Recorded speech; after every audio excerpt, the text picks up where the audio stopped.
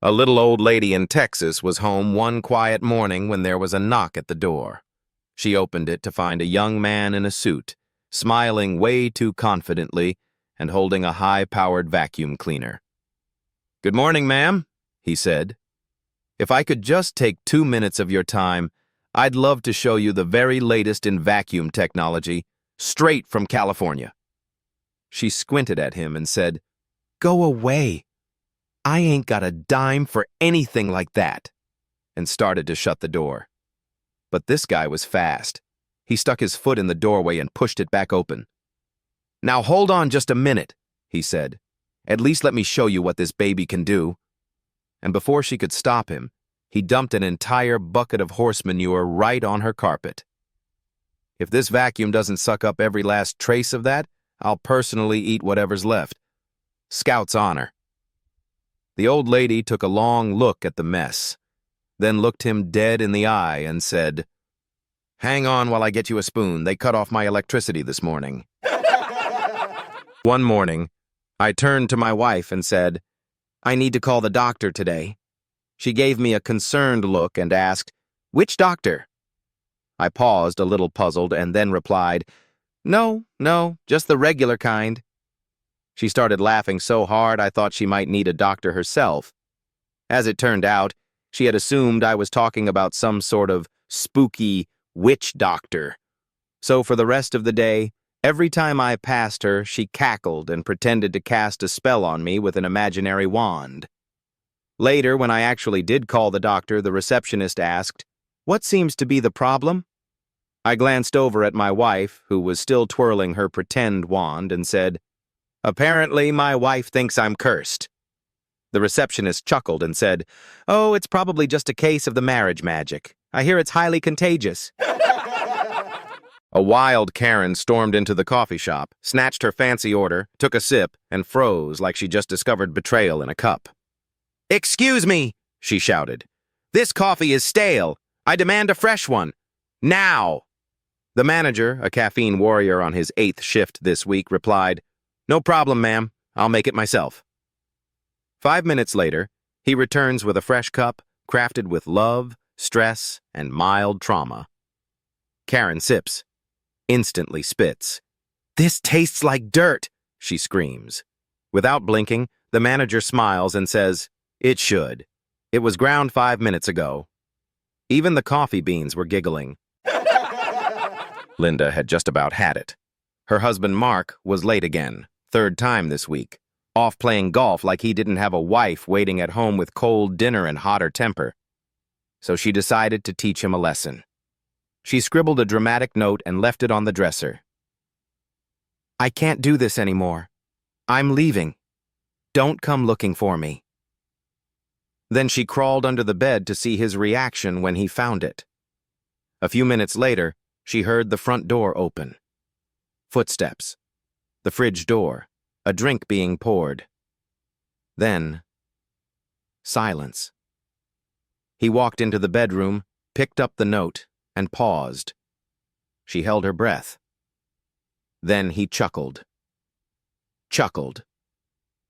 She peeked out and saw him grab his phone. "Hey, babe," he said. She finally did it. Packed her bags and everything. "I'll be over in 10. Champagne or wine? Oh, and wear that red thing I like." He hung up, whistling, and walked out the door with a skip in his step. Linda was furious. Her blood boiling, she crawled out from under the bed, ready to scream and throw every golf club he owned out the window. But then she saw the note. He had written something under her message. "Nice try. I can see you under the bed. Also, we're out of milk." Teacher. "All right, class. What's something that starts off hard and pink, but after a little while turns soft and sticky?" But before he could say a word, little Johnny confidently blurted out, "Bubblegum, duh."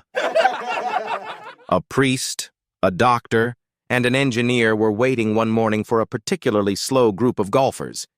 The engineer fumed, "What's with those guys? We must have been waiting for 15 minutes. The doctor chimed in, "I don't know, but I've never seen such inept golf." The priest said, "Here comes the greenskeeper. Let's have a word with him." He said, "Hello, George. What's wrong with that group ahead of us? They're rather slow, aren't they?" The greenskeeper replied, "Oh, yes, that's a group of blind firemen. They lost their sight saving our clubhouse from a fire last year, so we always let them play for free any time." The group fell silent for a moment. The priest said, "That's so sad. I think I will say a special prayer for them tonight." The doctor said, "Good idea. I'm going to contact my ophthalmologist colleague and see if there's anything she can do for them." The engineer said, "Why can't they play at night?" A polar bear and his son were walking through the icy glaciers when the little polar bear says to his father, "Dad, are we pure-blooded polar bear?" The father bear looks at his son and says, "Why, yes, son, of course we are." The next day, the little polar bear is hunting for seals with his mother, and in the middle of the water, he stops and says, "Mama, are we pure-blooded polar bears?" Mama bear looks at her cub and says, "Oh, son, of course we are." The next day, the cub is hunting with his grandpa, and in the middle of a big ice storm, the little polar bear stops his grandpa and says, "Grandpa, are we pure polar bear? Like, we don't have any black bear, or grizzly bear, or California brown bear mixed in with us?" Grandpa bear looks at him quizzically and says in his deep, gruff voice, "No, no, son. We are pure polar bear as far back as we go. Your great-great-great-grandparents were all pure polar bears. Why do you ask, son?"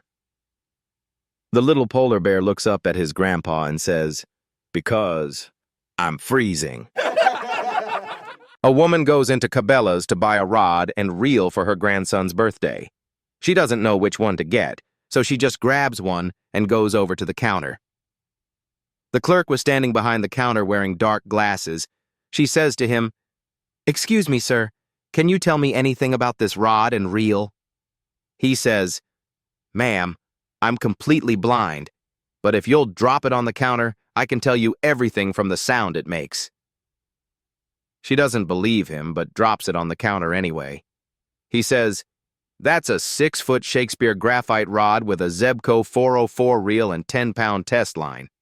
It's a good all-around combination, and it's on sale this week for only $20. She says, "It's amazing that you can tell all that just by the sound of it dropping on the counter. I'll take it." As she opens her purse, her credit card drops on the floor. "Oh, that sounds like a MasterCard," he says. She bends down to pick it up and accidentally farts. At first, she is really embarrassed, but then realizes there is no way the blind clerk could tell it was her who tooted. Being blind, he wouldn't know that she was the only person around? The man rings up the sale and says, "That'll be $34.50, please." The woman is totally confused by this and asks, "Didn't you tell me the rod and reel were on sale for $20? How did you get $34.50? He replies, "Yes, ma'am.